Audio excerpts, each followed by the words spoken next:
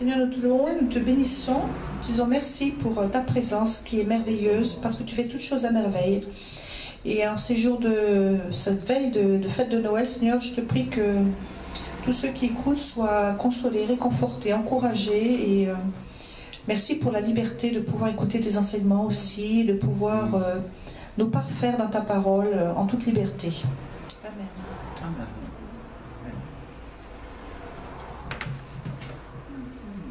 Alors ce soir, on va voir la dernière partie du chapitre, là, ou du sous-chapitre, un peu ça comme vous voulez. Mais on va faire quelque chose de particulier. On va peut-être faire une ou deux lectures. Le reste, je vais donner les références de chapitres, versets, tout ça. Mais vous le chercherez dans vos livres. Parce que c'est fini de tout broyer avant d'ingurgiter. Je l'ai déjà dit l'autre jour. Un bébé, on lui donne le biberon. Mais on met ça en vidéo pour qu'il y ait du contenu quand même. On met en vidéo pour qu'il y ait du contenant. Alors ce soir, nous allons récapituler un petit peu ce qu'on a vu pratiquement jusque maintenant, qui s'appelle l'œuvre du ministère. Donc on l'a vu à plusieurs occasions. Bon. Par exemple, dans Éphésiens 4, 11 et 12, il y en a qui va nous le lire, puisqu'ils veulent lire. Éphésiens 4, 11 et 12. C'est là, C'est lui qui a donné les uns comme apôtres, les autres comme prophètes, les autres comme évangélistes, les autres comme pasteurs et docteurs, pour le perfectionnement des saints, cela en vue de l'œuvre du service et de l'édification du corps de Christ. Alors vous verrez dans la photocopie qui sera annexée, on n'a pas tout à fait les mêmes termes, mais c'est exactement la même chose.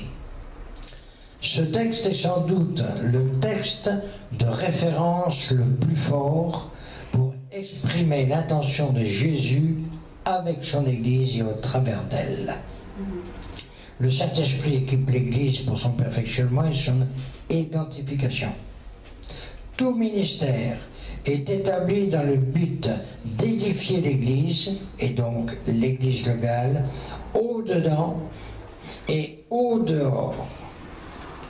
À remarquer que contrairement aux autres listes de dons que nous trouvons dans Romains 12, 1, dans Colossiens 12, les dons ici sont des hommes accordés à l'Église pour le perfectionnement des saints en vue de l'œuvre du ministère, c'est-à-dire des formateurs chargés de mettre les membres de l'Église en état d'accomplir les services correspondant à leurs dons. Nous sommes bien d'accord là-dessus? Le texte d'Éphésiens 4 concerne la dimension apostolique de l'Église. On parle d'équipe apostolique signifiée par Paul dans cet enseignement. Le texte de 1 Corinthiens 12 et de Romains 12 concerne plutôt l'équipement des membres de l'Église locale. Quant au texte de Paul à Timothée et à Tite, il est question de la direction et de la gestion de l'Église locale avec les anciens et les diacres. Donc vous reprendrez toutes ces petites choses pour bien les remettre à leur place. On est passé dessus un peu vite, mais il va falloir maintenant les concrétiser. Alors qu'est-ce qu'un ministère?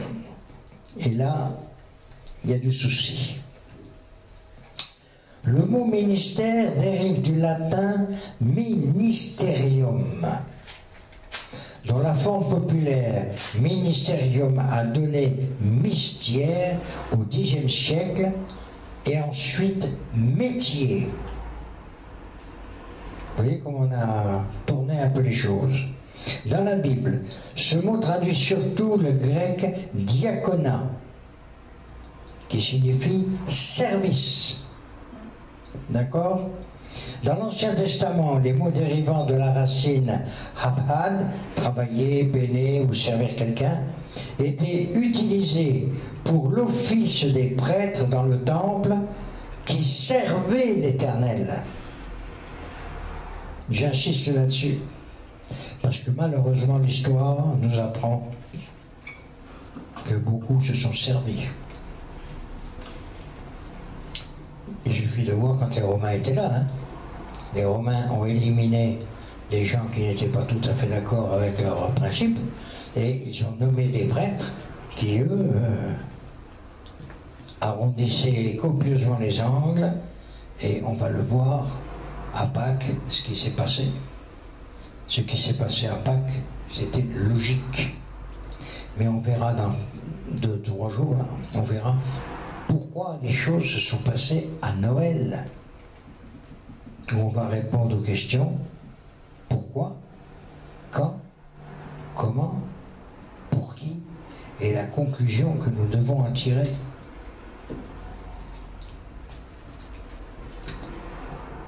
Donc cette expression était équivalente d'adorer, de rendre un culte.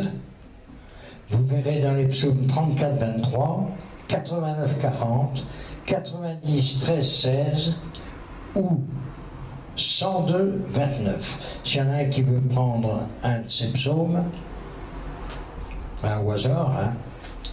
Les sacrifices du temple étaient l'expression de ce service. Exode 29, 1 et 1 Samuel 2, 18. On a les psaumes? Oui. Allez. Lequel? Dans Psaume 90, 13 et 16. À 16. Il y a une virgule. Oui. 13 et 16 ou 13 à 16 du coup? À 16. Alors 13 à 16. Reviens, Éternel, jusqu'à quand? Aie pitié de tes serviteurs.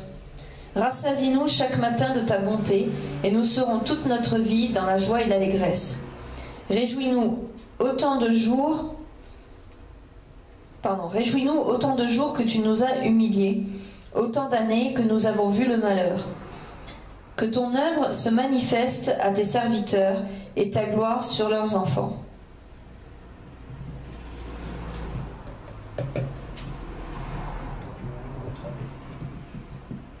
Psaume 102, 29. Les fils de tes serviteurs habiteront leur pays, et leur postérité s'affirmera devant toi. Dans l'Ancien Testament, il n'est jamais demandé aux croyants d'être serviteurs les uns des autres. Quand on prend ce qu'on appelle la 70, c'est-à-dire la Bible, la Septante, ce qui avait été érigé par les 70 prêtres de l'époque, la Septante n'utilise jamais le verbe diakonéo et très rarement les mots apparentés. Or Jésus est venu non pour être servi, mais pour servir. On le trouve dans Matthieu 20, 28. Il a dit « Je suis au milieu de vous comme celui qui sert, au diaconio ». Dans Luc 22, 27, le mot « servir » caractérise toute l'économie de la Nouvelle Alliance. Ministre signifie donc serviteur. Dans nos temps, il y en a qui feraient bien de s'en rappeler. Ministère signifie service. Et oui, le ministre, celui qui exerce un ministère, est donc un serviteur de celui qui l'envoie au service de ceux à qui est destiné son service. Alors, il y a juste un truc, c'est que tu as dit Matthieu le 22-27 et c'est Luc 22-27. J'ai dit Matthieu? Ouais. C'était pour voir si on suivait. Ça n'a rien à voir. Alors revois Luc 22, 27 et regarde ce qu'il est dit. Car qui est le plus grand, celui qui est à table ou celui qui sert? N'est-ce pas celui qui est à table? Et moi cependant, je suis au milieu de vous comme celui qui sert. Alors, je ne sais pas pourquoi, je crois que c'est Matthieu, c'est mal imprimé. Matthieu 10, 43 et 44. Ah non, ce sont Marc. Ah, mais ce sont Marc, qu'est-ce que tu penses? Ça doit être Marc. MR, ouais. MR, c'est Marc. C'est Marc MR? Je sais pas pourquoi ils ont mis MR. Non, parce que moi je mets toujours MC ou MT. C'est rare qu'il y ait un MR. Enfin bon. Alors, Marc. Le ministre travaille à la suite du premier ministre. C'est-à-dire premier serviteur qu'est Jésus. C'est là, Marc? Oui, c'est Marc. Elisabeth. Allez, Elisabeth, allez, voilà. Le 4, faut que je dise. 10, 43, 44. Alors, 43, 44. Il n'en est pas de même pour vous, mais quiconque veut être grand parmi vous, c'est tous. Parce qu'elle a la même Bible que moi, donc elle peut lire. Tu lui indiqueras la page la prochaine fois. Le Nouveau Testament utilise le verbe servir, diakonéo, 37 fois, d'accord, dans des perspectives différentes. Alors, je vous donne rapidos les sujets, mais vous les rechercherez. Hein. Servir à table, donc Marc 1, 31, Luc 17, 8, Actes 6, 2. Pourvoir aux besoins d'une personne. Matthieu 4, 11, 25, 44, Marc 15, 41, Luc 8, 3. Il y a de la lecture. Hein. Accomplir des services dans une assemblée. Alors, quand on parle de ces choses-là, beaucoup de gens disent « Ah oui, mais c'est uniquement prêcher ou donner son avis. » Non, non, non, non, non. Non, non, non. Qu'est-ce que l'on a lu tout à l'heure? Que celui qui veut... D'accord? Alors, ne regardons pas la personne qui balaye, qui passe l'aspirateur ou qui fait les deux ustensiles là de l'autre côté, n'est-ce pas? Pour rien du tout. C'est eux qui ont la meilleure place. D'accord? Ceux qui enseignent, je pense à toi, qu'ils prennent garde. Des fois, je fais la vaisselle. C'est rare. Qu'ils prennent garde, parce qu'étant donné que l'on enseigne, c'est qu'on va être jugé plus fermement que ceux qui reçoivent. C'est pas un avantage d'enseigner. Alors, rebaissons-nous un petit peu, hein. On descend de notre piédestal là et puis on se regarde tranquillement, hein. Tu peux pas t'empêcher? Si. Quand t'aimes, tu peux pas t'empêcher d'enseigner. Quand t'aimes enseigner, tu peux pas t'empêcher. Alors, tu peux très bien enseigner en t'empêchant d'avoir une tête qui grossit. Oui, voilà. Voilà, c'est ça. Voilà. C'est Non, quand mais t'aimes que ce soit propre. je le mets en français courant. Hein. Donc, Paul emploie ce verbe en rapport avec la collecte pour les chrétiens de Jérusalem. Vous le trouverez dans Romains 15, 25, dans 2 Corinthiens 8, 19. Il est aussi utilisé pour parler de différents services spirituels comme l'annonce de la parole de Dieu. Et c'est là 2 Corinthiens 3, 3, 11, 8, 1 Pierre 1, 12. Lis-nous 1 Pierre 1, 12. C'est ça. Oh l'eau. Attends, il n'a pas la page encore.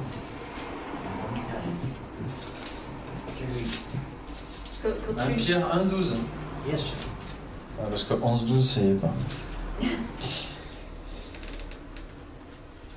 Pierre 1, qu'est-ce qu'il dit? Eh oui. Il leur fut révélé que ce n'était pas pour eux-mêmes, mais pour vous, qu'ils étaient ministres de ces choses. Maintenant, elles vous ont été annoncées par ceux qui vous ont prêché l'évangile par le Saint-Esprit envoyé du ciel, et les anges désirent y plonger leur regard. Alors, le nom service, diaconat, est cité 34 fois. Vous vous rendez compte un petit peu le nombre de fois que tous ces mots sont cités? C'est parce que vraiment c'est là où ça appuie. D'accord? Alors, ça s'emploie également pour, on l'a vu, le service de table, on l'a vu déjà, Luc 10-40, acte 6-1, pour la collecte, acte 11-29, 12-25, Romains 15-31, 2 Corinthiens 8-4, 9-1, 12 et 13. Mais aussi pour le service des saints, c'est-à-dire pour le service des gens de l'Église. D'accord? 1 Corinthiens 16 et 15, Romains 2-19, pour l'annonce de la parole. On peut peut-être lire un Corinthien? Tu veux lire un Corinthien? Pour le service des saints. Eh bien, en avant. Qu'on voit mieux de quoi ça parle.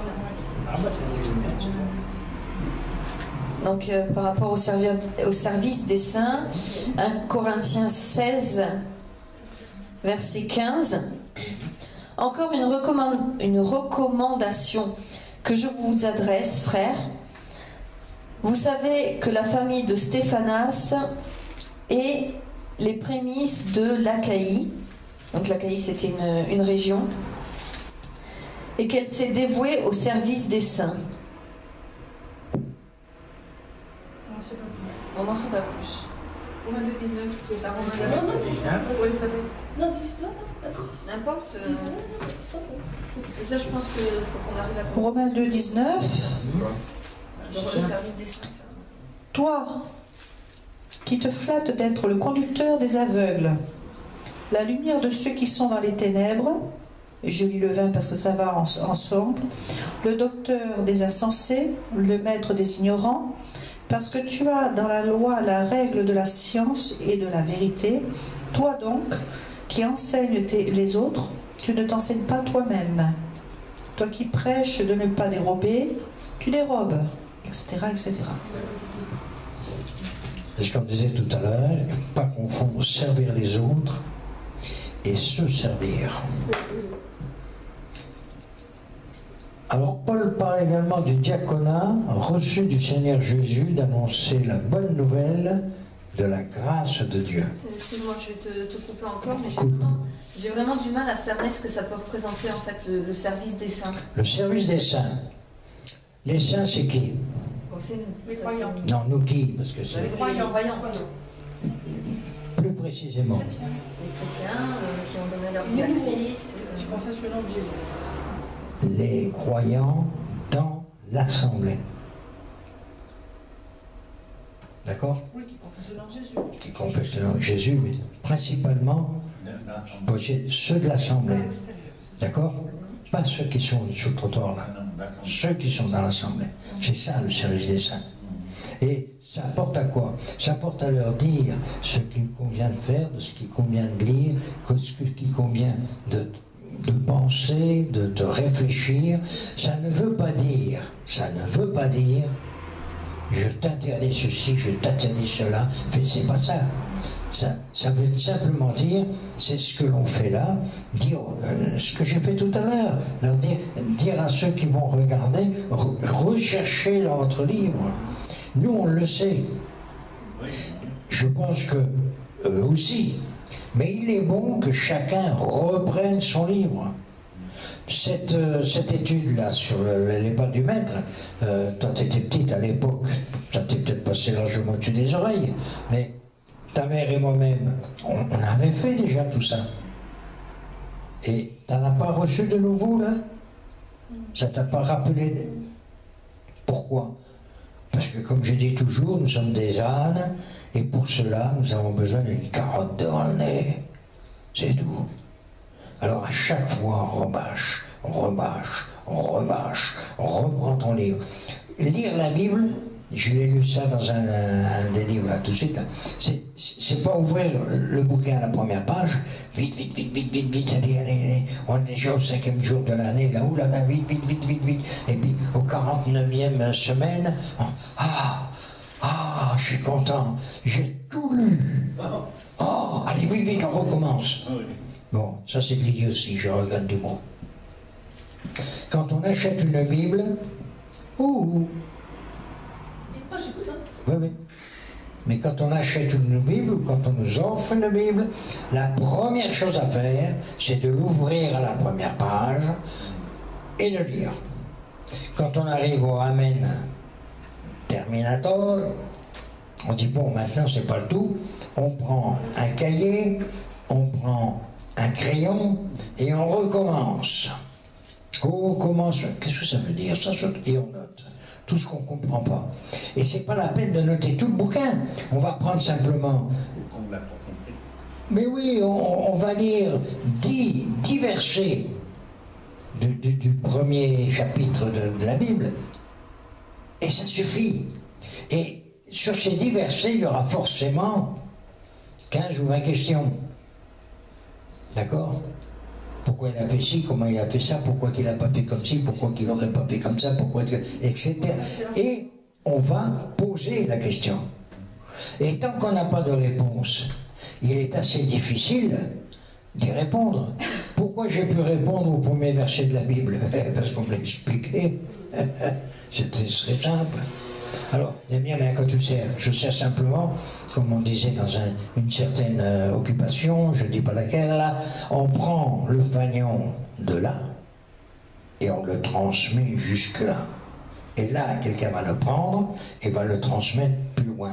Et si ces choses-là n'avaient pas été faites, le service des saints n'avait pas été fait, il y a longtemps que l'histoire de Jésus aurait été oubliée. Nous sommes bien d'accord? Ça se base sur l'enseignement. Le service des saints, l'enseignement des autres, la conduite des autres, le rapport avec... Pas forcément. Aussi. C'est le service des gens, c'est le service des gens dans l'église, quoi. Voilà. Quand tu récures les toilettes, Ben, c'est aussi. Tu étais au service des saints. Ça fait partie. Parce que la Bible dit que les saints, c'est nous. Oui. Dans le verset, il parle de l'enseignement. Eh oui. Ah bon? Où ça? Celui que j'ai lu là. Oui, Voilà. Romains 2,19. Je relis le Romain 2,19. Il parle beaucoup que de l'enseignement en fait. Celui-là, mais si tu lis Romains 16, tu lis tout Romains 16, tu vas voir, déjà dès le premier verset de Romains 16. Lis Romains 16, verset 1, tu vas voir. 16, verset 1, tu vas voir. Il y a une diaconesse, donc c'est pas... Tu peux lire le verset 2, ça va avec.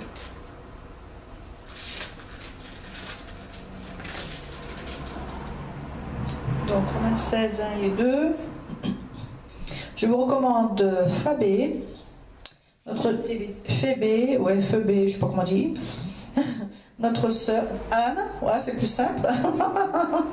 Notre sœur qui est diaconesse dans l'église de Sancré, afin que vous la receviez en notre Seigneur d'une manière digne des saints et que vous l'assistiez dans les choses où elle aurait besoin de vous, car elle a donné aide à plusieurs et à moi-même.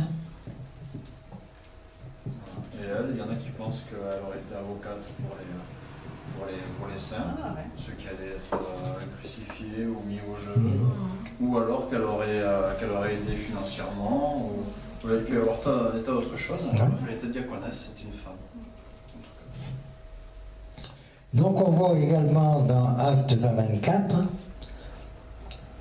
Paul parle, je vous rappelle, du ministère de Jésus qui annonce la bonne nouvelle, et du ministère en général. D'accord? On a j'oserais dire, promouvoir la bonne nouvelle, mais également du ministère en général, puisque le mot ministère n'est qu'une traduction de diaconat. D'accord? Alors, en français, souvent on entend dire que le grec était vachement riche. Moi, je constate que le grec n'est peut-être pas aussi riche qu'on le pense. C'est parce que nous ne voulons pas utiliser tous les mots de la langue française. D'accord? Parce que là, il y en a un. Alors, je vous recommande également Actes 1, 17, 21, 19, Romains 11, 13, 2 Colossiens 4, 1, 5, 18, 6, 3, 11, 8, Éphésiens 4, 12, Colossiens 4, 17 et 2 Timothée 4, 5. Ah, il faut suivre un peu là. Bon, alors, ne vous tracassez pas sur ces références. À la fin, c'est Timothée. Tite, il n'existe pas. C'est Ouais. Tite, il existe, mais 2 titres. 2 titres, il n'y en a pas. Non. Il n'y en a qu'un. Et donc, sur la vidéo, à la fin de chaque vidéo, vous avez une page comme ça qui est photocopiée, qui est reprise, et que vous pouvez photocopier. Je remets toujours le même truc. Hein. Prenez-les, photocopiez-les, faites-vous un classeur, mettez-les dedans, vous pourrez y revenir. Alors le terme diaconat et ses dérivés désignent toutes les formes du ministère, de l'apostolat au dernier échelon de l'échelle hiérarchique. Exemple, Acte 1,25, Corinthiens 3. Bon. Le mot serviteur, diakonos, 30 fois dans le Nouveau Testament, désigne, comme le grec profane, celui qui sert à table. Matthieu 22, 13, Jean 2, 5 et 9, ou le serviteur en général. Pas uniquement celui qui sert à table. Au départ, c'est celui qui sert à table qui est un diaconos. Mais nous, on l'a pris pour toute la généralité. Le mot diaconos est utilisé dans un sens plus restreint pour une catégorie spéciale de serviteurs dans l'Église à côté des épiscopes. Que je sais, les épiscopes, c'est quand pas la feuille. C'est ceux qui sais pas, c'est pas dans utilisent ma des vie. télescopes. Non, c'est bien d'épiscopat. Les évêques, Heureusement qu'il est marqué C'est évêque. ce sont les évêques. Ça y est. Alors, c'est de ce côté, je fais attention à mes feuilles parce que des fois on les double. Dans l'adresse de l'épître aux Philippiens, Paul salue spécialement les évêques et les diacres. Il parle aux Romains de Phobé, diaconesse de l'église de Sandrest, on l'a vu ça, Sancré. Romains 16.1. Et indique à Timothée, pas On parle de Junias aussi. pas également Genias, les conditions requises par ceux qui doivent être institués dans cette fonction.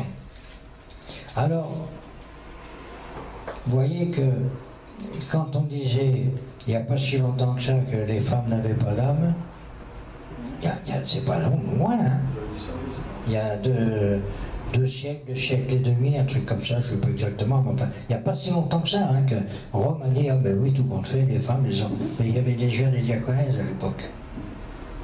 D'accord? Il était plus avancé que nous. Il y avait même Junias, prénom féminin. Mhm. Donc ça c'est un prénom féminin, donc c'est Romains 16, chapitre 7, verset 7.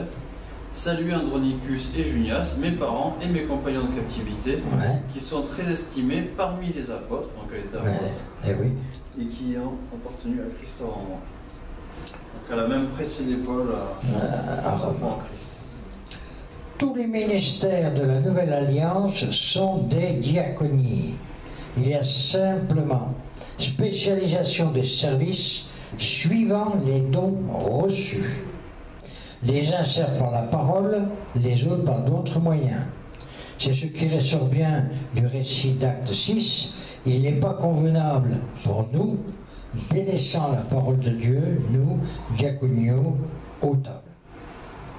C'est-à-dire que Paul dit nous portons la nouvelle, et pour nous, il n'est pas convenable de servir aux tables.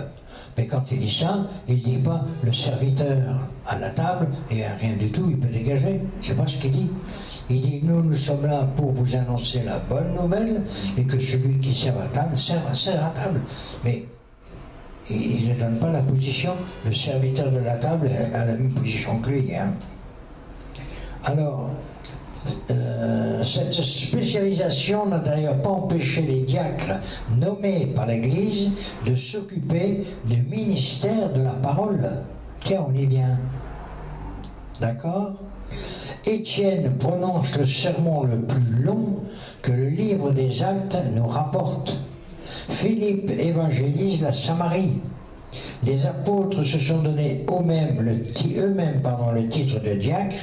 Ils ont ainsi, j'ai perdu la ligne, ils ont appelé ainsi Épaphrase et Timothée. À côté de ce ministère de tous les chrétiens, le Nouveau Testament connaît aussi des ministères particuliers confiés à certains membres de l'Église. Déjà, dans les évangiles, nous voyons Jésus qui choisit les 12. D'accord? Puis, 70 disciples pour les charger de prêcher la bonne nouvelle et de chasser les démons. Luc 10, 1. Paul établit des anciens dans chaque église, vous le verrez dans Actes 14, 23. Il s'adjoint des aides, Timothée, Tite, Luc, Marc, Silas. Dans ses lettres, il mentionne à différentes reprises des personnes qui ont des responsabilités particulières dans les églises. Dans l'Épître aux Galates 6.6, il parle de ceux qui enseignent catéchuménos.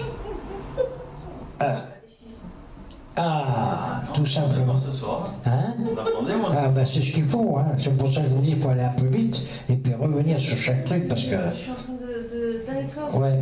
C'est pour ça que Pascal, elle parle souvent de quand elle était catéchumène.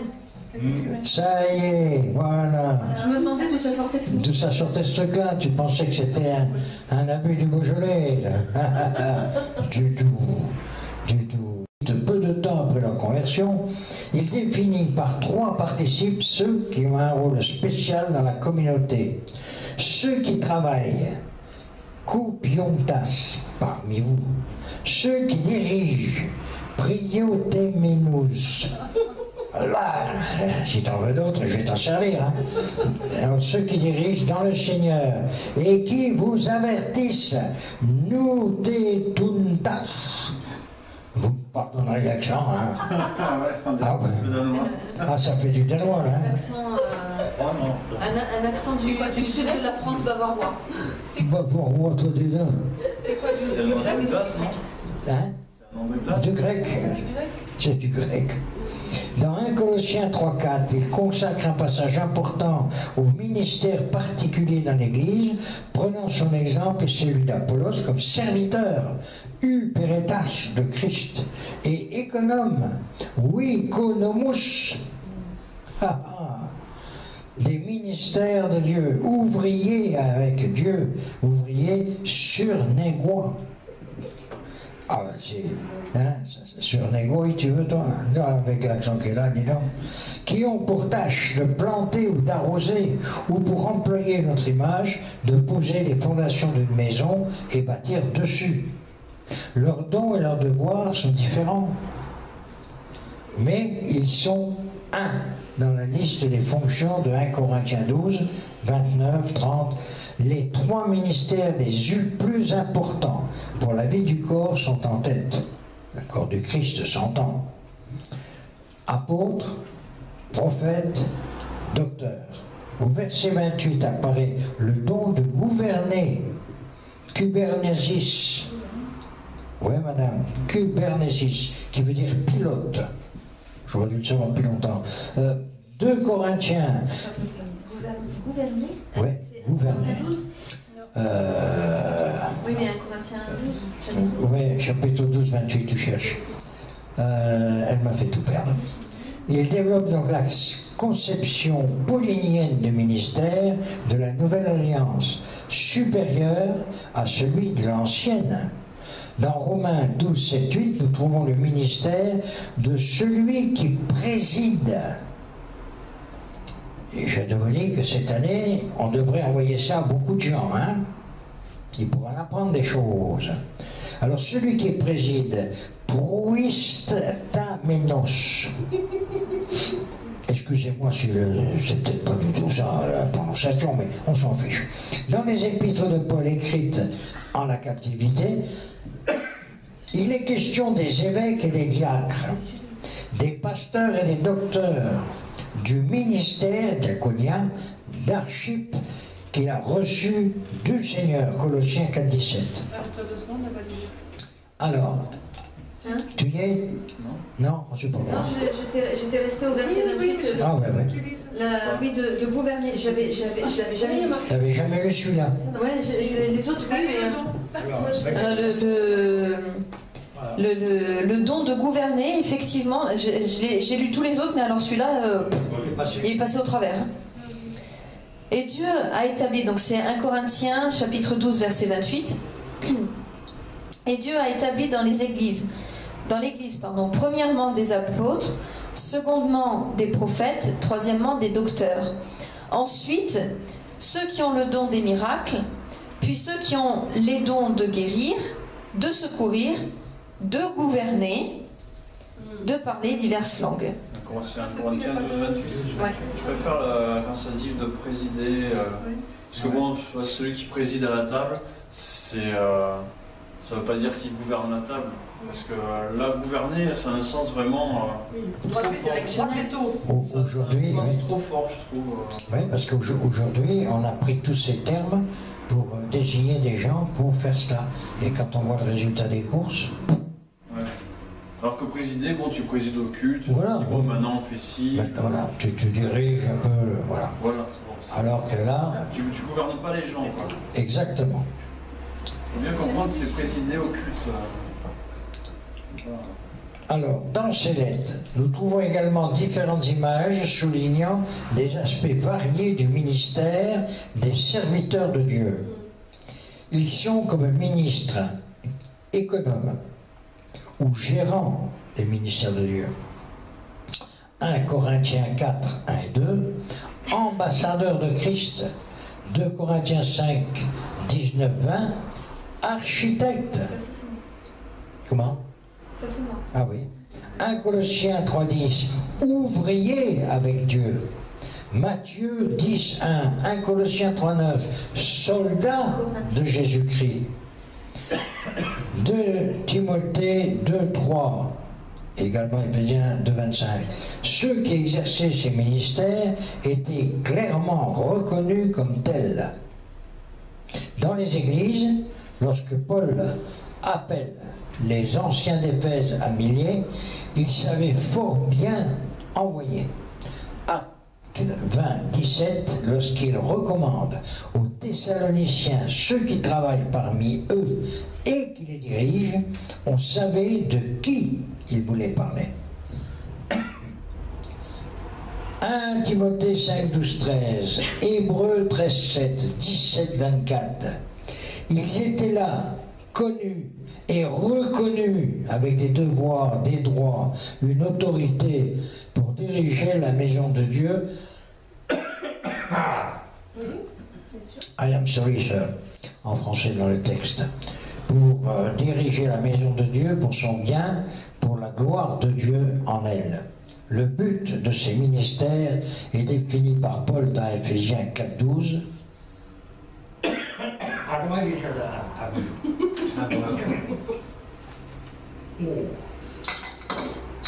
T'es sûr que tu veux que ce soit elle qui le fasse? Non. Ça va, on n'a pas. Alors, ça se voit pas, ça si.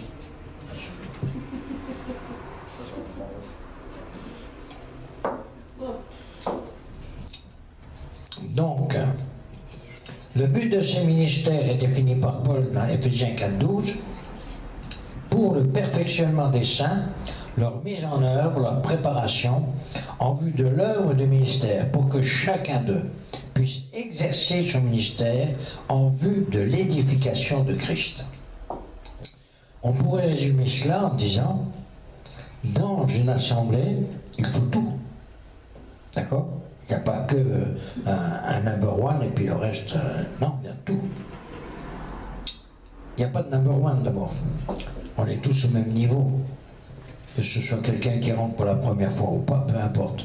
Quoique, quelqu'un qui rentre pour la première fois, ne lui donnons pas la parole. D'accord ? À Jésus. Il y a certains qui l'apprennent, non personne. Mais bon. Mais ce qu'il faut, c'est que l'Assemblée prie pour tous ceux qui sont en charge. Parce que sinon, sinon je vous garantis qu'il y a des paires de baffes qui se prennent et ça fait mal des fois. Donc c'est quelque chose, moi aussi. Quand on n'est pas soutenu, quand il n'y a rien qui est derrière, il y en a un qui se charge de dire et toi petit, je dirais pas les noms. D'accord? Et ça tombe. Et ça tombe bien. Parce que là, il nous aligne. Il ne fait pas semblant. Alors, les ministères particuliers dans l'Église peuvent être classés en ministère de fondation de l'Église. Ce sont les apôtres, les évangélistes. Ministère d'identification, les prophètes, les docteurs de édification, oui, pour édifier. Les ministères de direction, les anciens ou évêques, pasteurs, conducteurs, hégémones, présidents, on l'a déjà dit. Le service pratique, diacre, diaconesse. Alors, vous voyez que cette classification, moi quand je l'ai reçue, j'ai dit, et je me suis fait mal voir, mais je continuerai à le dire, il ne faut pas nommer président d'une association chrétienne le pasteur. Parce que quand on arrive à des moments comme on a connu, où malheureusement, un pasteur, ou désigné comme tel d'ailleurs, mais peu importe, il était pasteur, reconnu pour, nous dit, le Seigneur m'a révélé, il faut que je ferme l'église. Attends, ce jour-là, si j'étais tombé dans le canal, à 7, je n'aurais pas fait mieux. Comment l'Éternel peut-il dire à quelqu'un, ferme ton église? C'est pas l'Éternel. Or, si les gens de cette assemblée, on s'était mis ensemble, on avait prié ensemble, on avait soutenu celui qui avait ce rôle, il n'aurait pas fermé l'église. Encore une fois, ce qui nous arrive, c'est de notre faute. C'est pas de la faute de machin qui est dehors, il ne sait pas ce que c'est. D'accord? C'est de notre faute. Si on accepte que des gens viennent, même dans les médias, raconter leur baratin, c'est tout simplement pour pouvoir mettre la main sur ceux du dehors qui sont en recherche, et comme ils ne lisent pas ou ils ne veulent pas lire, pour des raisons qui m'échappent, mais ce qu'on leur dit, alors ils se plantent. Et quand ils sont plantés, ils sont bien plantés. Je ne veux pas encore une fois faire de la politique. Vous voyez ce qui s'est passé aux États-Unis hier, 14 morts. Là, au suivant de ces messieurs, circuler, il n'y a rien à voir.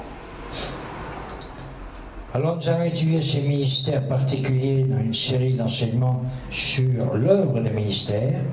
Chacun est invité à laisser le Saint-Esprit lui parler et lui révéler la part qui est la sienne. Nous avons tous quelque chose à faire, à jouer, laissons le Saint-Esprit nous dire, toi t'as ceci, toi t'as cela.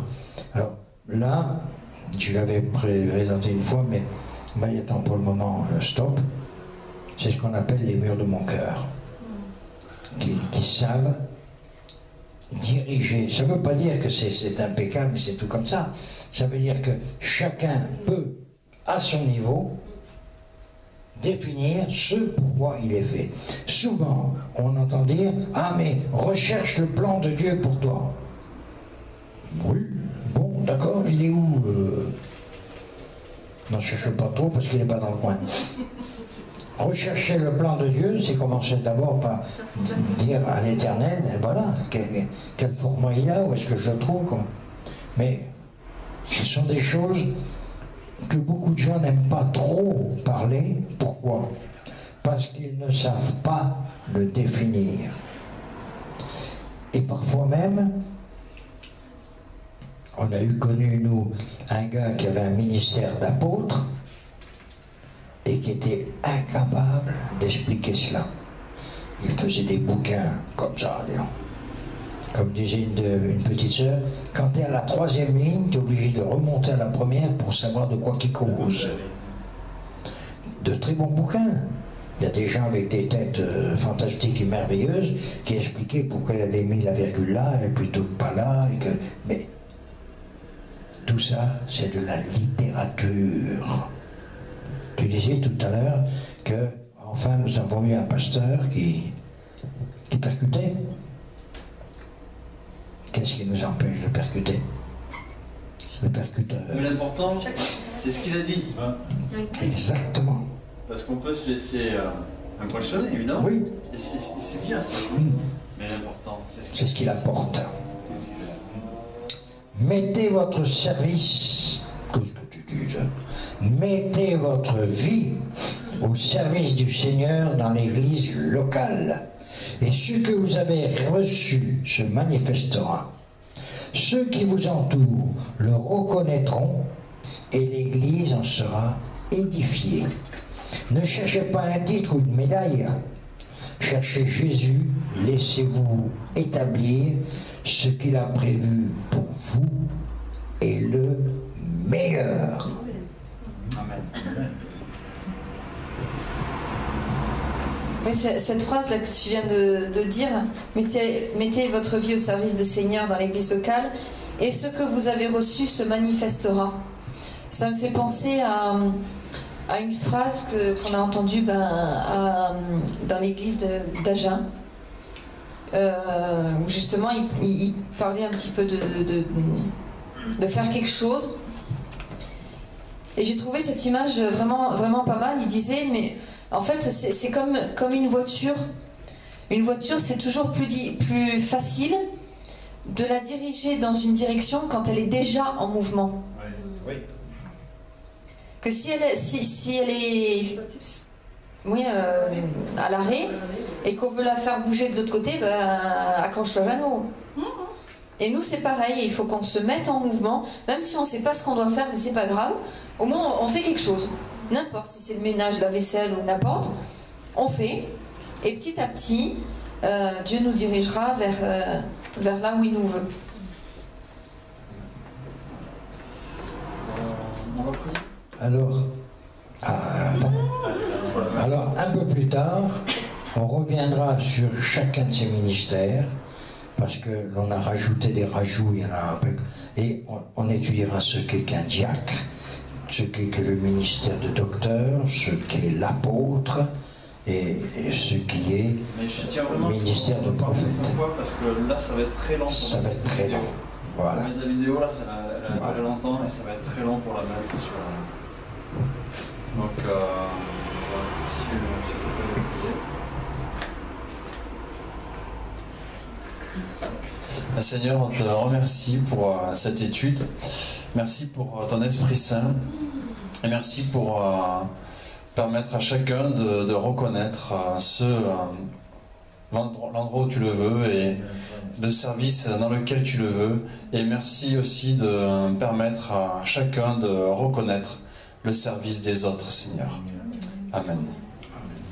Puisque le même Esprit qui ressuscite à Christ est en nous, est en nous.